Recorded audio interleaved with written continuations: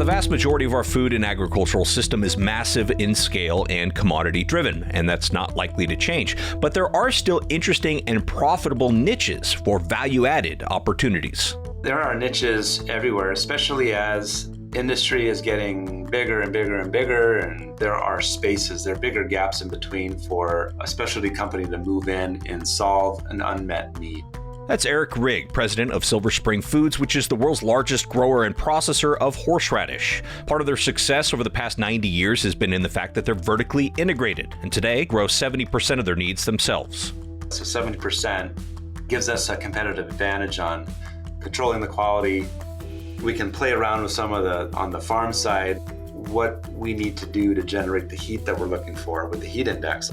This helps not only with product quality, and that heat index he mentioned is called the zing factor that they developed themselves, but it also helps them adjust to consumer preferences, like shifting to regenerative agriculture and offering more healthy alternatives. And where I think horseradish is really interesting and has a shot is because it adds so much flavor and it doesn't have all those other, high sugar, high fat, high cholesterol that some of the other condiments out there may have. Integrating farm and food to make the world a tastier place on today's Future of Agriculture podcast.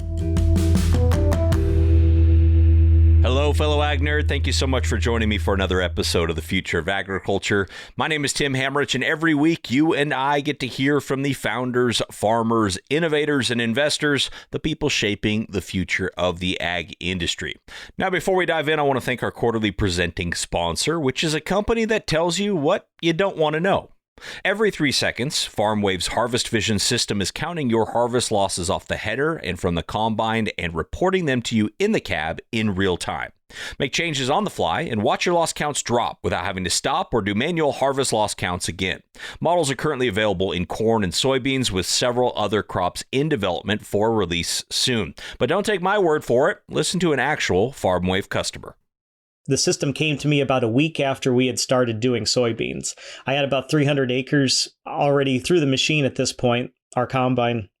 And we got into that field and started going, and the system started showing you got loss out the back.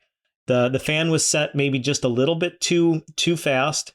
We went from non-irrigated beans to irrigated beans, so the yield was a little higher. I changed 1 millimeter on the sieve and slowed the fan down 50 RPMs. That immediately changed about 4 bushel back into the tank. And that small little change, it changed everything. I don't know how long I would have run in that field had I not had that and gone, I need to make a change. That farmer was Jake Smoker from Northwest Indiana. Make sure you stay tuned to the end of today's episode for a more detailed spotlight of Jake and how he's using technology like FarmWave on his farm. Join the ranks of farmers just like Jake who are deploying Harvest Visions in their fields to ensure that no bushel gets left behind. To put AI to work on your farm, just visit farmwave.io to chat with one of their experts or locate a dealer near you. Thank you so much to FarmWave for supporting farm innovation and the Future of Agriculture podcast. All right, now let's get to our featured conversation here with Rygg of Silver Spring Foods. This is a fun story to me, not only because I personally like horseradish, which I definitely do on steak and cocktail sauce and just as a condiment in general, but this is a story about what's possible when you carve out a niche and make moves to vertically integrate. There are also a number of great insights here about product positioning to both consumers and retailers, and some of the challenges and opportunities of processing and marketing a farm product. I particularly enjoyed learning about how the team at Silver Spring has taken upon themselves in recent years to really study the chemistry of what makes horseradish hot. And from that research, they developed their own heat index for horseradish. They call it the zing factor. So it's kind of like the Scoville Heat Index for hot peppers, right? But for the zing factor, 1 would be like beginner level or kind of wimpy, I guess I would call it in terms of hotness. And then 5 would be the very hottest. So that will definitely give you that zing that travels into your nose when you really get some hot horseradish. Eric and I also hit on some of the big trends out there, like healthy food and healthy food ingredients and regenerative agriculture along the way in this interview. He's the great-grandson of Ellis Hunsinger, who founded Hunsinger Farms and Silver Spring Foods back in in 1929. Silver Spring Foods is the world's largest grower and processor of horseradish based in Eau Claire, Wisconsin. Eric's mother, Nancy, took over the family business at a young age when her parents tragically passed away while she was still in business school at Stanford, and she remains the CEO and chairman of the board to this day. She's led the company for over 50 years now. Eric worked in all parts of the family business before becoming president of Silver Spring Foods in 2018. I'll drop into the conversation here where we start way back at the beginning, when in 1929, Ellis Hunsinger began growing and processing horseradish and other crops on a few acres of land in Eau Claire, Wisconsin, and Silver Spring Foods was born.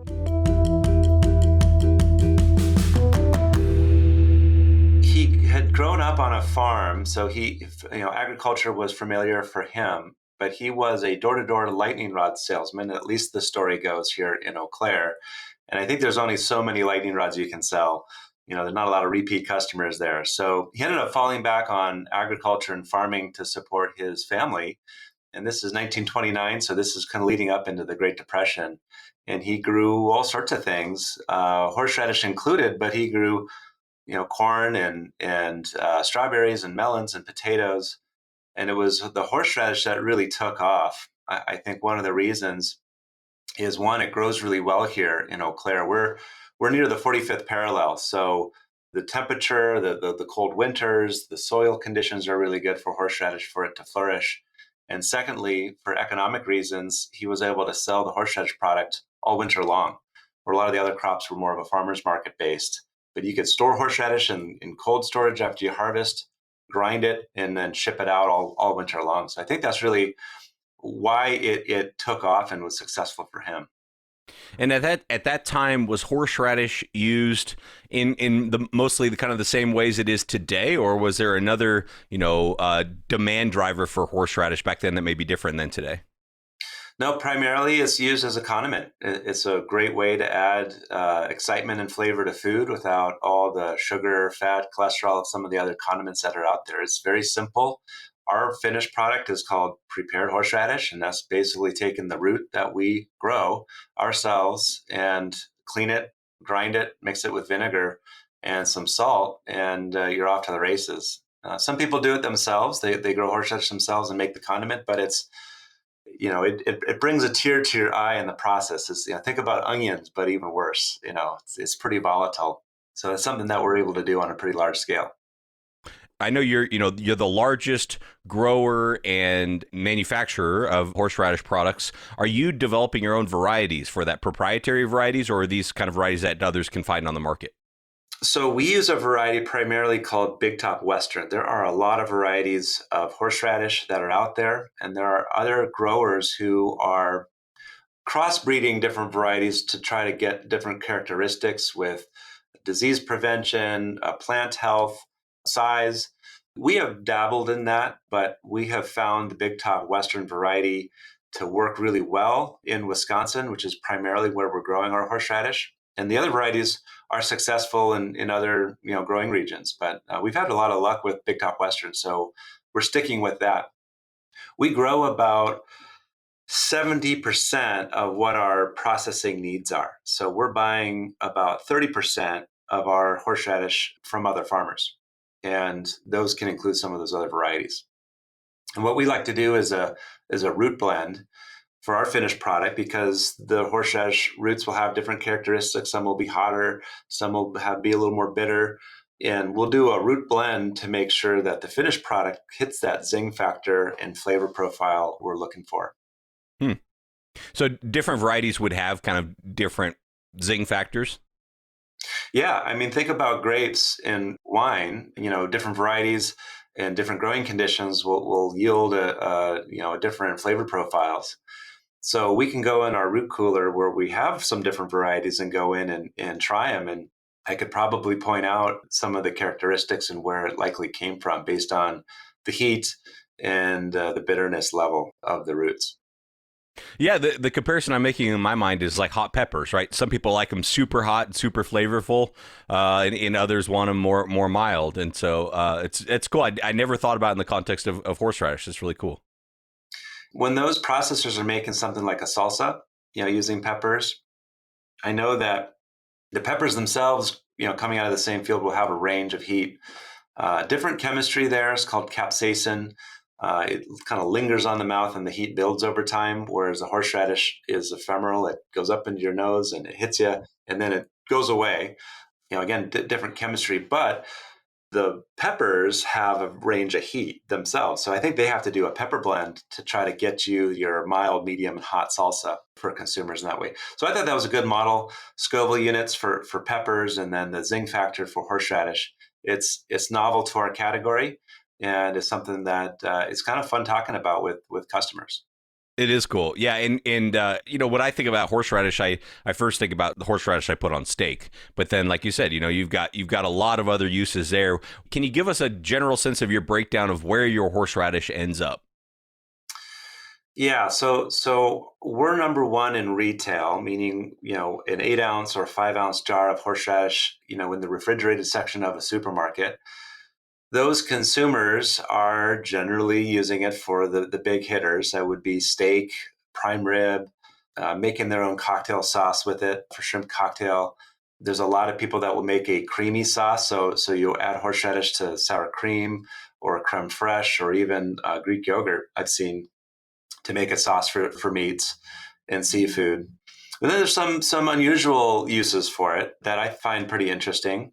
So you can use it as a tenderizer. So I've seen it mixed with mustard and spread over like a salmon or pork tenderloin or rack of lamb and baked. It protects and softens the meat a little bit. So there's some interesting things there. Salad dressings. So coleslaw dressing often has horseradish in it. Bloody Marys. A lot of people will add horseradish to Bloody Marys for a beverage. And there's a couple cheese companies that are using horseradish in like a spreadable pub cheese, which is really interesting too. So, one of the more unusual uses for horseradish that I've seen is Triscuit cracker with peanut butter and a dollop of horseradish on the top of it. So it sounds a little bit bizarre, but it's actually pretty satisfying and pretty delicious. Don't knock it till you try it, right?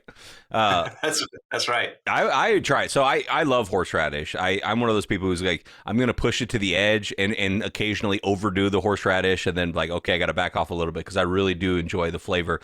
Talk about the company today. Specifically, I'm curious about, kind of competitive pressure either from elsewhere in the U.S. or outside of the country that is, they are trying to take the crown of like the horseradish growing region away from Wisconsin there or, what's that look like today? I think we have a lot of advantages for years just being vertically integrated for horseradish. So our claim to fame is we're the world's largest grower and processor of horseradish. And that hard to say whether we're the largest grower specifically or the largest processor, but we do know that no one's doing both of those on the scale that we're doing it. So I think it's easy for us to make that claim. And that allows us to, over the years, figure out how to grow it well. Crop rotation, we'll get into sustainability later and some of the things we've learned over 90 years of doing it and kind of where things are going. So the farming practices and the land and the equipment allows us to really focus on high quality horseradish. And then I think on the processing side, we've learned how, with the zing factor and what makes it hot and what are the best containers and what are the best storage conditions, what are some innovative products we can bring to market for consumers that our competitors aren't. I think give us a lot of advantages. Where I see us having some challenges is, we're a condiment competing with all other condiments, ketchup and mustard and mayonnaise and barbecue sauces. And where I think horseradish is really interesting and has a shot is because it adds so much flavor and it doesn't have all those other, high sugar, high fat, high cholesterol that some of the other condiments out there may have as an option to bring flavor to the food that you're eating. So it's kind of a mouthful, hard to market maybe horseradish and kind of where the name came from is a little bit of a mystery. Some people say that horseradish was a misinterpretation of the German word for it, which is Meerrettich, which means it grew by the sea, Meer as in sea. That the English misinterpreted that as mare as in female horse. So that's one theory. Or maybe just the size of the roots kind of look like, horses are big and the roots are big, but it's not really having anything to do with horses and it's not even a radish, it's a root. So I think marketing the name horseradish poses some challenges to us as well. Yeah. I find myself having endless questions just about kind of the horseradish market. And you said something that was really interesting to me, which is how much flavor this product has versus, no, it doesn't need to have added sugar or salt, or it's not something, you don't even probably need to process it that much. I mean, we call it processing, but processing can mean a lot of different things, I suppose. Anyway, that strikes me as the potential here for horseradish as an ingredient for a lot of other products that are trying to make a healthy outcome with, low fat, low sugar type products. Do you see that as kind of a frontier for the company? No doubt. Yeah. As more people are conscious of their health and making decisions based on that, I feel like horseradish and mustard and some of the things that we make offer a great way to do that and not have to just suffer through a plain sandwich or vegetables or whatever it is. There's a place for us for sure, and I think it's important that we do look at health and what we're eating and diet, and this is a natural product. We grow it, and as you said, minimal processing. We grind it and mix it with vinegar. So vinegar, pickled things are also, there's a lot of research on pickled things and gut health, and that is so important. And so, yeah, I do believe that there's a role for us to play. And even in a kind of a recessionary environment, which it feels like we're kind of getting in, that means more people are eating maybe at home instead of going out. So there's that, cooking at home, sandwiches, how to make this more interesting. We certainly got a big bump after COVID when that happened, when more people were eating at home. Maybe you can get a cheaper cut of meat and use horseradish as a way to tenderize it and add flavor there. Salad dressing. So I think you're right. It's not a lot of people are thinking about horseradish because it's kind of like what your grandpa had in the fridge and maybe used. So one of our challenges, I think, is to get that message across to the younger generations. How do we appeal to millennials, which is a large demographic that maybe aren't using this category or shopping this category? And I think we have a chance because, it's kind of exciting. It's got a lot of interest and heat without some of those, health issues or the sugar and the fat and the cholesterol that you get in mayonnaise and barbecue sauces and other things.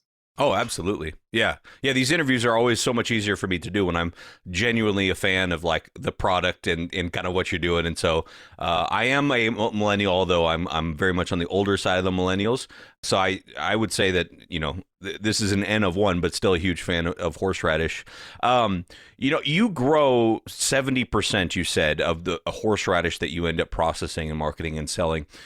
That's obviously a cool opportunity to be vertically integrated, but also seems like to me a little bit of a risk, with as many factors that go into growing any crop with Mother Nature.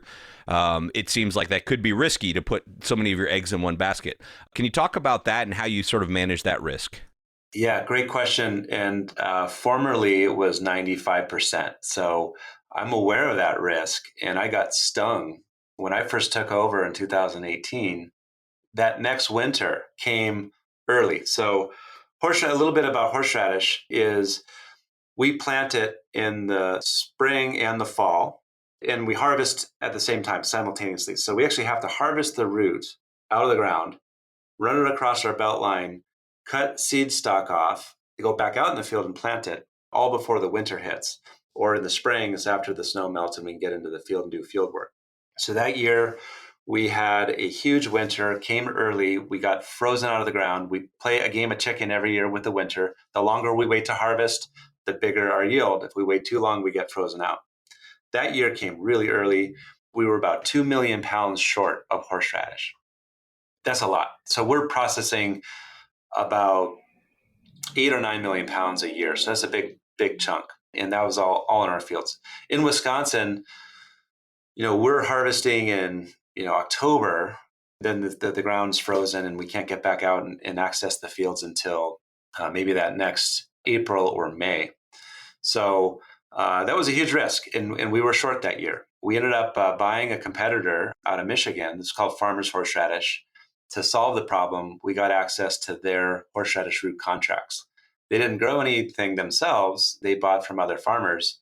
So what that allowed us to do was bring in those horseradish roots early from those contracts, take care of all of our customers. And then that bought us some time to get out into the field, which was late that year.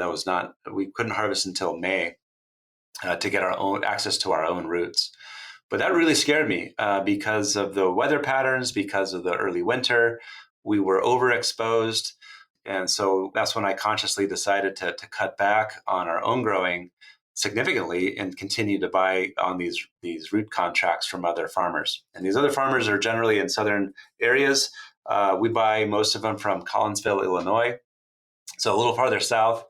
And what they can do is they can harvest in November and December and January and February, all the months that we're totally frozen out. And they can harvest and they can deliver roots to us when we have our peak grinding season, which is generally the holidays, December, November, December, January for Thanksgiving, Christmas, and New Year's. That's when we're grinding the most. So we did hedge and diversify.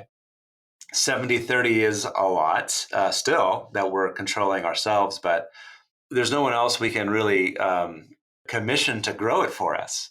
There's just not enough root out there. So if we decided to exit the growing side, we would just be, millions of pounds short because there just isn't enough supply out there. And there's a higher cost to buying it on the market than growing it ourselves. So we can still keep our costs down when we grow it. So 70% gives us a competitive advantage on controlling the quality. We can play around with some of on the farm side, what we need to do to generate the heat that we're looking for with the heat index. All that research helped us understand what the finished product needs to be. And now we can play around with what we need to do on the farm to make sure we hit those numbers. So I think, we have exposure there, but it's less than it was. And I like this model because we're very collaborative with the other horseradish growers. Being growers ourselves, we can understand what they're going through, some of the challenges that they face versus some of the other processors that buy horseradish don't have that deep background in the growing side. So we can collaborate, what's working, what's not working to make sure that, we are going to be in supply to solve those problems for those horseradish customers we have. I don't want to be short again. Yeah, no, that's got to be stressful, especially during the holidays. It sounds like everybody else is taking off for the holidays, and that's your busy season. But it sounds like you've figured out how to manage that. You've mentioned at least 2 acquisitions. I think one in Michigan, one in Philadelphia. When you acquire another company, are you acquiring a processing facility and their business in terms of their customer base, and are you also acquiring farmland too, or are these pretty much kind of strictly processors? So you're great question. You're either doing one of 2 things. You're going to be a grower or a processor. No one is really doing both, except for us. There's a couple outfits in Europe that are doing a little bit of both, but primarily you're doing one or the other. So the brands and the companies you mentioned through the acquisitions, we've had kind of 3 major ones. It was Bookbinder Brand in 1999. It was Kelchner's in 2009, and then it was Farmer's Brand in 2020. 2 of them had manufacturing capability where they were making their own horseradish products. What we ended up doing was bringing the production back into our main facility, where closer to the horseradish where we grow, easier to process it. And we've done a lot of investment as a family into our manufacturing facility here. So those 2 other facilities would have required a lot of capital investment to bring them up to speed with the efficiencies, with the food safety, with the culture, with all the things that we were working on here would have been significant where we had already made those investments here in Eau Claire, Wisconsin. And so it just made sense to bring that production and those pounds here. We have all those capabilities. So they're really strategic in gaining market share in a different region. And then we have a brand portfolio where we can now talk to a supermarket and say, okay, we're going to sell this brand to the dairy department. We're going to sell this brand to the seafood department. We're going to sell this brand to the condiments department in center store grocery, because all those buyers don't talk to each other. They don't care what's happening in other departments. There's silos in the supermarket. So they don't want a brand, even if it makes sense for them. If we sell it to the dairy department, the meat guys don't want it because they're not going to get credit for it, even though the overall store will do better because they'll sell more meat and horseradish. So we're using kind of a brand portfolio to help us get in different places in the store. That is interesting. Yeah, that's a dynamic that if you're not in that business, you would never even think about. That's really interesting. Yeah, in some cases we'll have all 3 or 4 brands in one store in different departments, and the private label. Yeah. Wow. We've got a lot of farmers that listen to this show. I'm just curious, what's different about growing horseradish than maybe if you've grown other crops, or is it similar to a lot of other crops? So we have a lot of years of experience growing this crop. And what we learned with my grandfather and great grandfather, and this is just general knowledge now, but they had to learn the hard way, is if you grow the same crop in the same field year after year, you're going to have problems. So crop rotation is critical for biodiversity, and you can get nutrients in the soil. You can, get those root structures going. You can help maintain better moisture. So there's a million reasons why having a rotation of crops is important. And so we've been doing this a long time, but we learned the hard way. And so for plant health and yield, we are on a 5 to 7 year crop rotation for horseradish. So that's quite a lot. The rotation crops that we're using in between years are corn and soybeans and alfalfa and oats and rye, sometimes snap beans. So we're always looking for rotation crops that we can, one, help us maintain the soil biodiversity, and also that we can, cover our cost to produce. So we don't just lose our shirts on the rotation crops. That's not new news, but we've been doing it for a long time. And I think we're understanding more now why that's the case, because there's so much better technology and the understanding of the nutrients in the soil and testing. And so that's a big deal.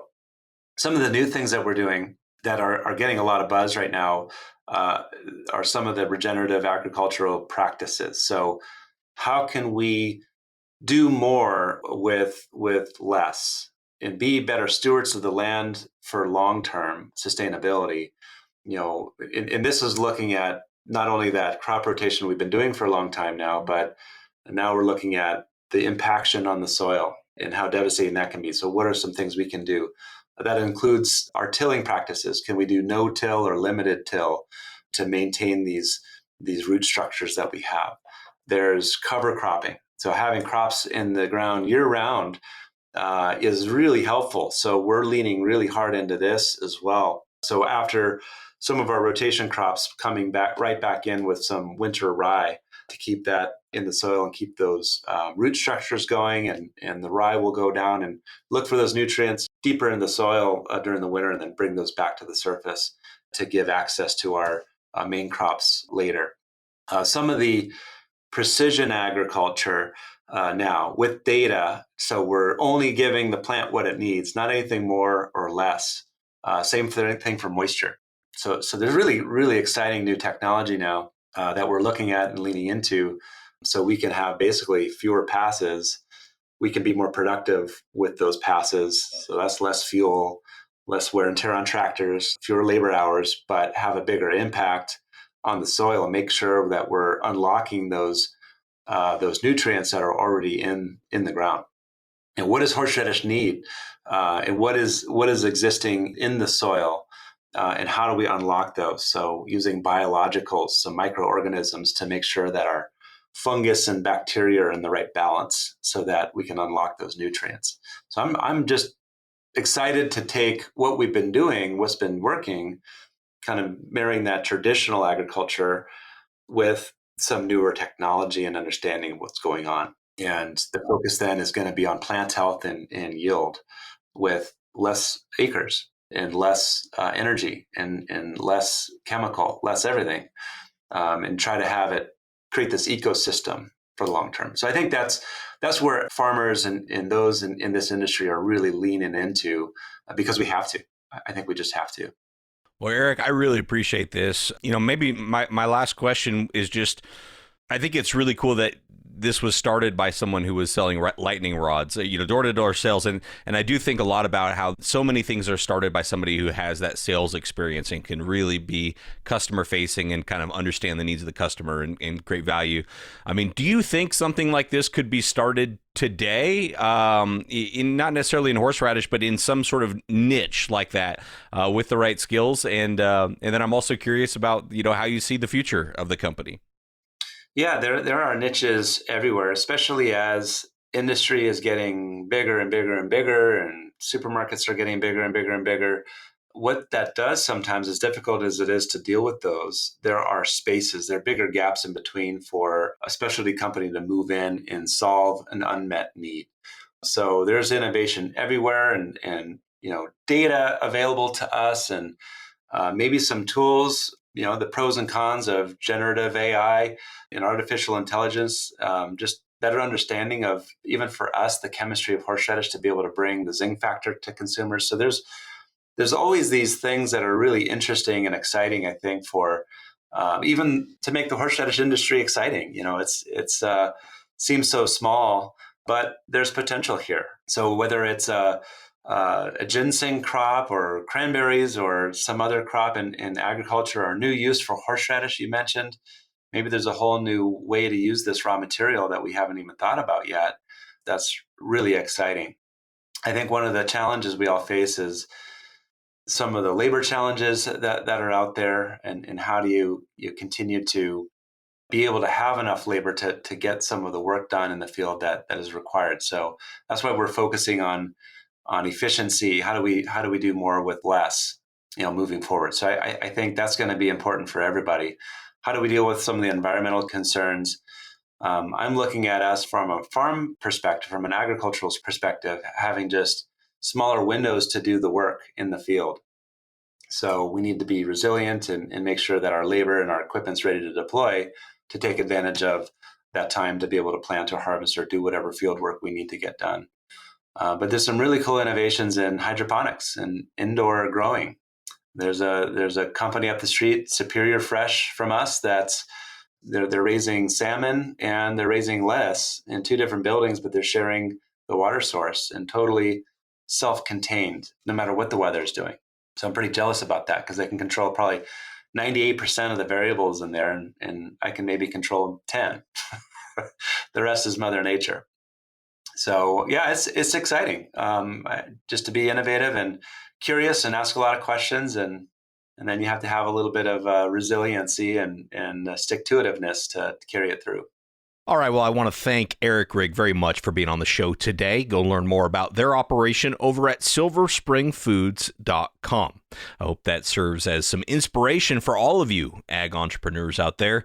Certainly one of my big takeaways is that there can be large opportunities in seemingly small niches. I love kind of niches like that where we can explore ways to add value and create real businesses on often overlooked products and parts of the industry. So that was really cool. I love featuring stories like that on the show.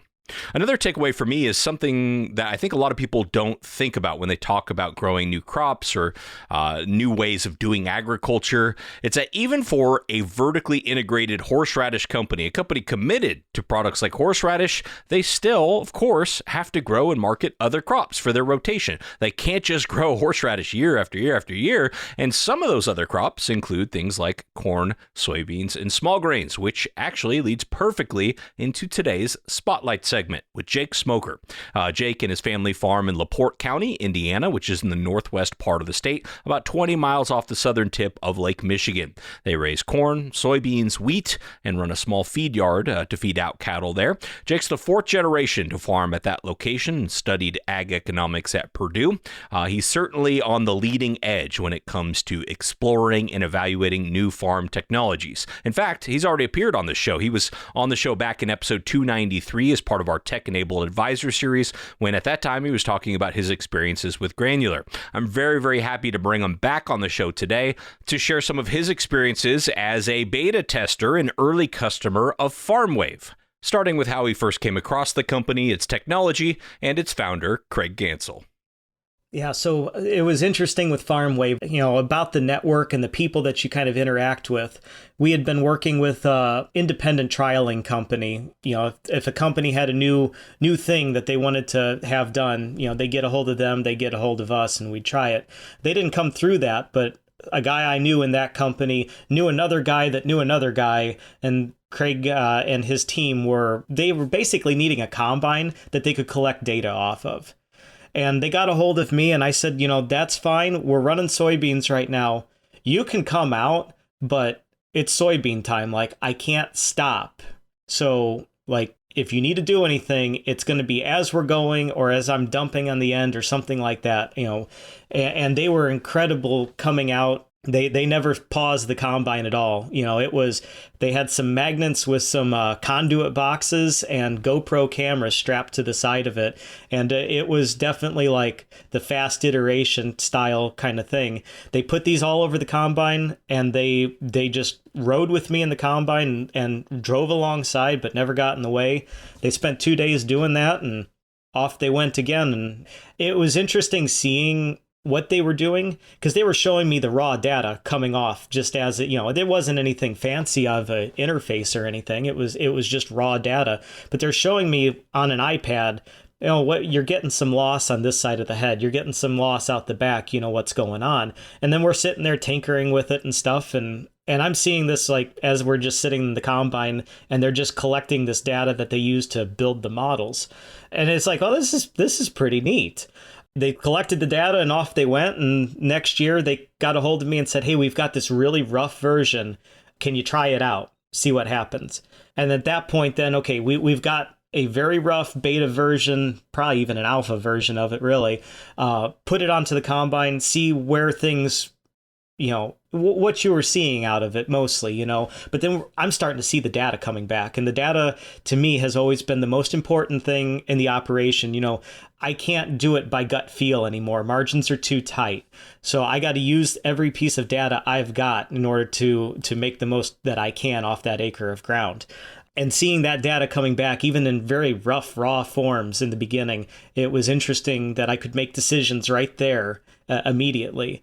It changed how much grain I was getting. Last year, we had a full system deployed then, the full commercial version of it. And I thought what was interesting is I had the combine set. The system came to me about a week after we had started doing soybeans. I had about 300 acres already through the system or through the machine at this point, our combine. And we got to a field, and usually the grain cart is behind me in the combine, and that guy's getting out and checking, seeing what the loss is and things like that. And you kind of know, maybe not so much in beans, but in corn, that there's maybe some variations amongst varieties and, changes like that, moisture and things like that. I never gave soybeans too much, credence though. We got into that field and started going, and the system started showing you got loss out the back.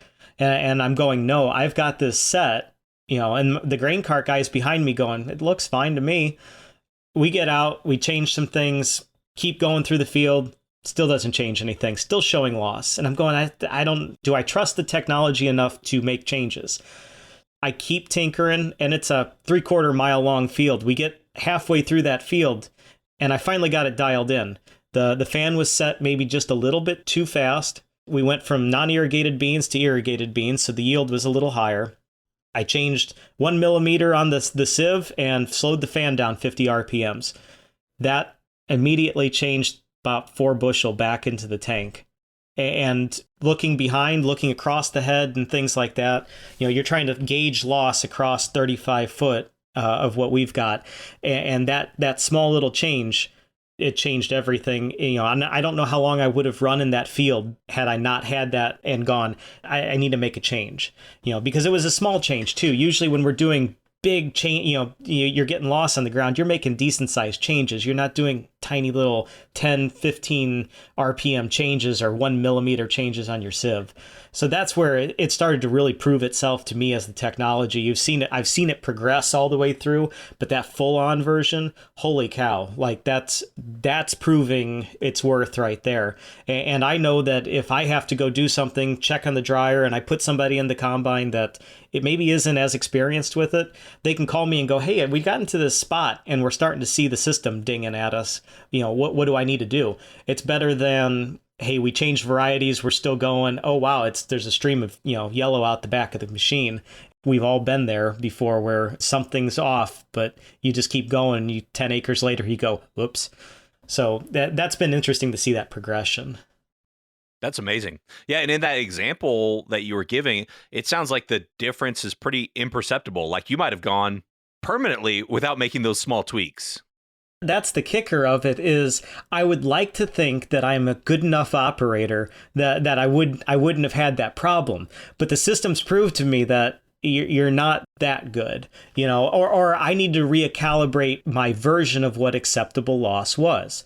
Those starting days are so maybe almost frustrating sometimes when you're getting started up. There's everything else trying to go on. You're trying to get all the logistics set for that season.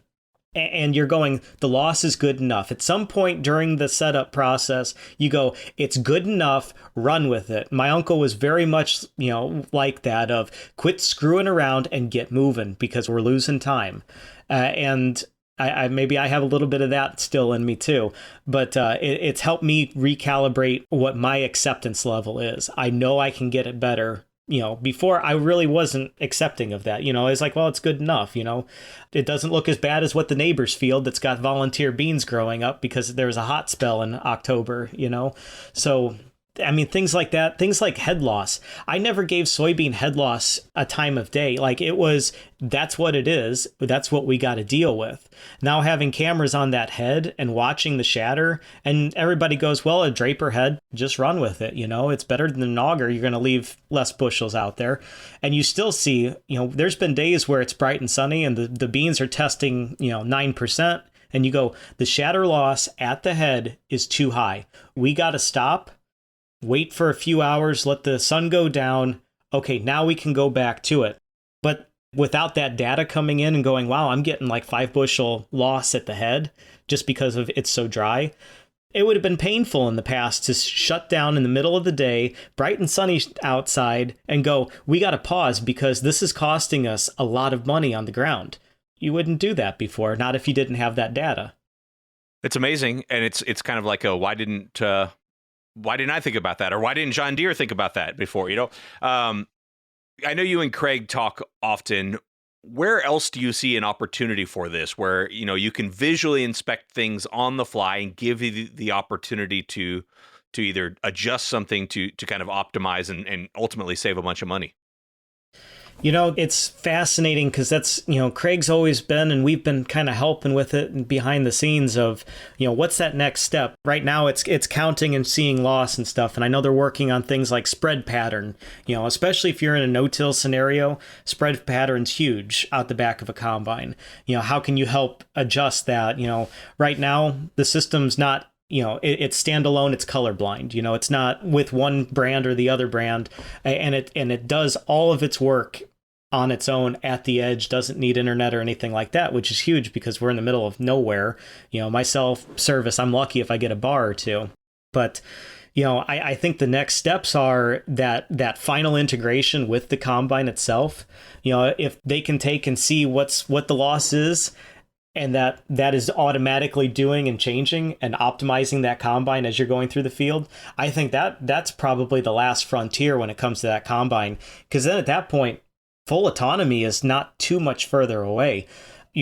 They're doing work with sprayers and things like that, watching nozzle pattern. We had the cameras in the system there a couple years ago on our sprayer, and that sprayer tips wear out, but you don't know to what degree they're worn out.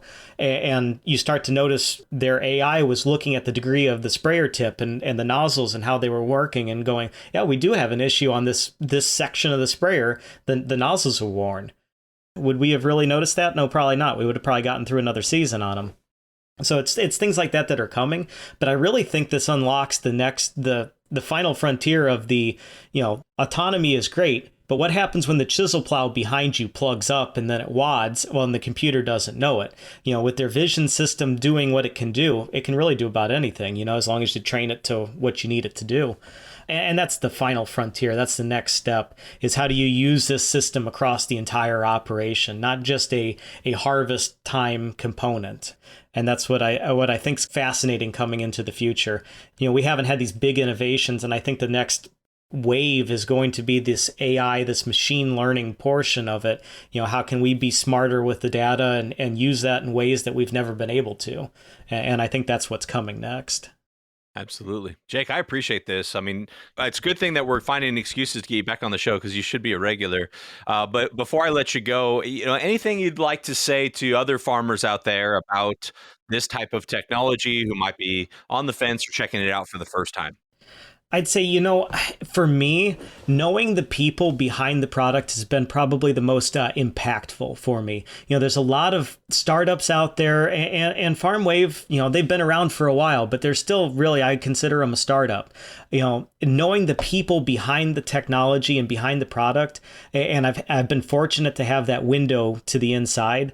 You see how good and dedicated that crew is to the mission that farmers have, and it's nice that you've got somebody supporting you that's on your team.